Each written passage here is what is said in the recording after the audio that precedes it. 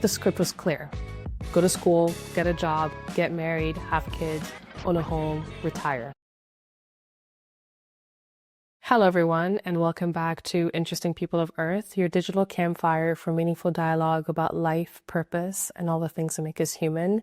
I'm your host, Onyi, and today I want to do a deep dive conversation into a topic that's been top of mind for me and probably all the people in my generation have been quietly grappling with, which is that modern adulthood feels like a bait and switch, or at the very least, a scam. The social contracts shifted right from under our noses.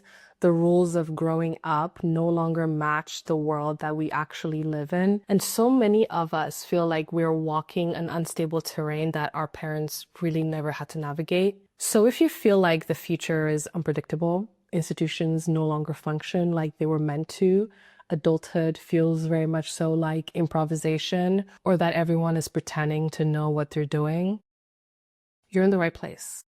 Let's talk about it. Because in today's episode, we're going to explore how economic, cultural, and geopolitical shifts have upended the whole adulthood script, how young adults globally are navigating unprecedented unpredictability, how change is truly a feature of human life, not a bug, and why despite this chaos, this moment right now might secretly be an opportunity to reimagine adulthood, belonging, and community beyond outdated structures.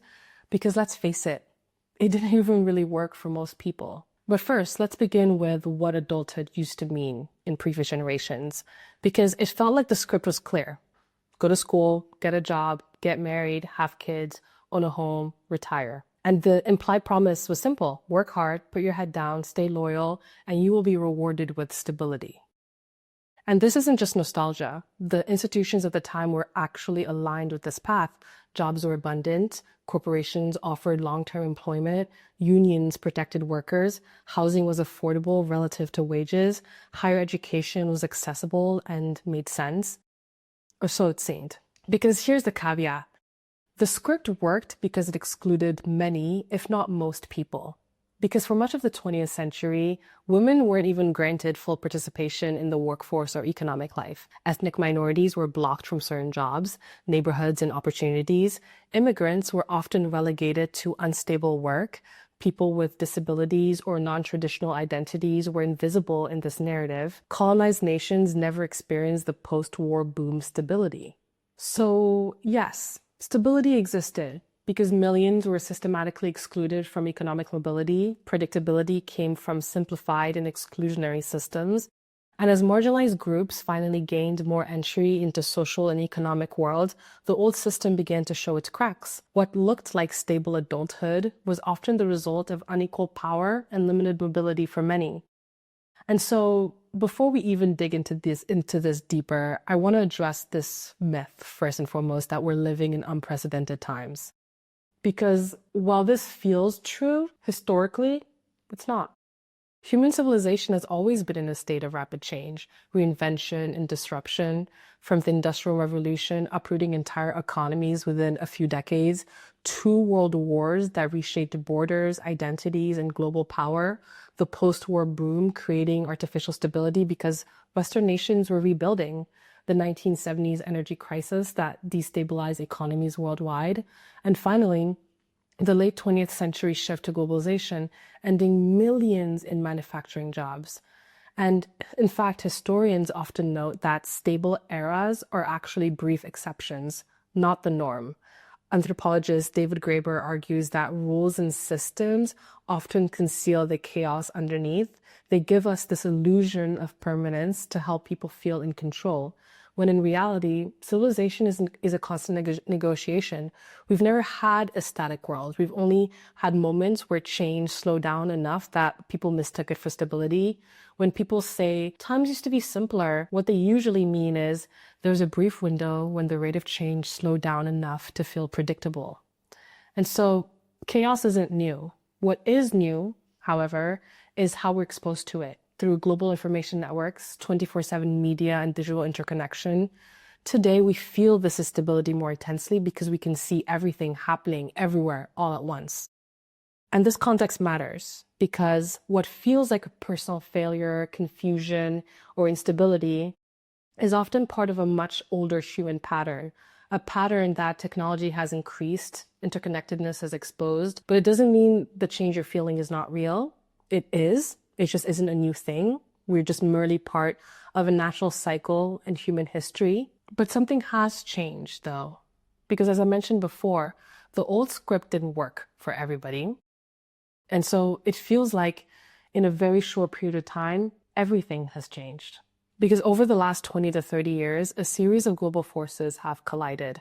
One, globalization, manufacturing jobs being moved abroad, moving millions of stable entry-level opportunities, mainly for young men. Two, increased automation like AI and tech, slowly replacing administrative, clerical, and manual roles that usually young people would use to begin adulthood. Three, the digital economy. Work has become remote, freelance, and project-based, and usually requiring a lot more experience upfront. Rising house costs, housing prices have risen faster than wages in nearly every developed country. Education inflation, degrees have become more expensive and less predictive of stable employment. Where in the past a bachelor's degree was enough, now you need at least a master's degree in some cases and even a PhD to start your career. Political and economical instability, recessions, pandemics, increased polarizations leading to social fragmentation, climate anxiety and uncertainty about long-term planning, children, or property, weakening safety nets. Many countries have privatized their welfare services and availability of welfare. Wealth gaps, generational assets haven't transferred evenly. Boomers benefited from cheap housing. Younger generations are now being priced out. And don't even get me started on private equity. That is a whole entire other video. And all of this is further exacerbated by the fact that many institutions were not built to handle our current world. And the strain is showing. Government trust is collapsing. Trust in government is below 50% in most countries and below 40% amongst young adults. Educational systems are outdated. According to UNESCO, 40% of university graduates globally feel overqualified or misaligned for available jobs. The labor markets are unstable. According to the IMF, youth employment exceeds 20 to 30% in parts of Europe, Asia, Africa, and the Middle East. Housing markets are dysfunctional everywhere. And according to the OECD, homeownership for under 35s have dropped in nearly every member country since the 2000s. Healthcare access is declining. According to the WHO, 1 in 4 young people worldwide lack affordable mental health support. Democratic participation is falling. According to the Pew Research Center, young adults across continents report feeling shut off from political influence. So this isn't a moral failing of individuals. It's structural. According to Utrecht University and the work of European youth researchers, young adults today face more complex environments, more choices, and fewer guarantees than their parents did. Put simply, young adults today are the first generation to enter adulthood inside a perfect storm. And as you can imagine, the storm has taken a toll. So let's talk about the emotional impact of a world that is moving the way that it is. And I just want to note that this is not just a Western problem. This is everywhere in the world. The WHO reports a 25% global increase in anxiety and depression since the pandemic. Globally, 18 to 29-year-olds report the largest decline in life satisfaction, according to the World Happiness Report. In the US specifically, 36% of young adults experience anxiety, while 29% of them report depression. In the UK, rates of anxiety among 16 to 24-year-olds have doubled since 2010. In Nigeria, South Africa, and Kenya, youth depression have risen simply due to unemployment and political instability. In East Asia, academic pressure and economic stagnation have created record levels of burnout amongst young professionals. And researchers emphasize that it's not that young people are fragile. The world is heavier. Sociologists using the term emerging adulthood to describe this extended transition of longer education, delayed financial independence, unstable career entry points, and a prolonged in-between stage. And biologically, however, though, people are maturing earlier, but socially, they're maturing later. And this gap, This is the emotional squeeze that we're feeling. This is the disconnect that many of us are feeling. But the thing is, I don't think this is all doom and gloom, because there is hope. Because when one script collapses, you gain permission to write your own. We are the first generation with both the freedom and the necessity to redefine adulthood. Adulthood no longer has to mean homeownership and marriage by 30, a lifelong job and career, a nuclear family, or even permanent geographic residence, which can mean more agency, purpose, community, excitement, meaningful contribution, and generally a higher chance to live life to the fullest. Because not only can we not rely on institutions to provide meaning, we don't have to. We never really had to. We can create our own meaning, because those old systems never really had most people in mind anyways. And whether we realize it or not, we always needed to create systems that work for everyone if we wanted a chance to all have a good life. And marginalized communities, especially young people of color, have long navigated without institutional support. Their strategies, resilience, and alternative models of family, community, and adulthood are now becoming our blueprints for the future. The collapse of an old system opens the door for a more equitable one. So here's my invitation to you. Take the reins of your own life. Ask yourself, what script was I handed? And do I even need one? What kind of adult do I want to be? What kind of community do I want to be a part of? What kind of world do I want to help create? And if you feel disoriented and overwhelmed, thinking you're behind, you're failing, you're not. There's absolutely nothing wrong with you. This is an objectively difficult task.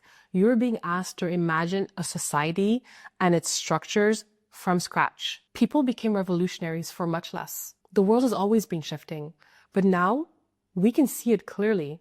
We are the first generation with the tools, freedom, and awareness to question the old script and write a new one. And quite frankly, that is freaking powerful. Thank you for spending time around the digital campfire with me today. If this resonated, share it with someone else who's navigating their own in-between. Stay curious and keep imagining a world the way it could be. Until next time.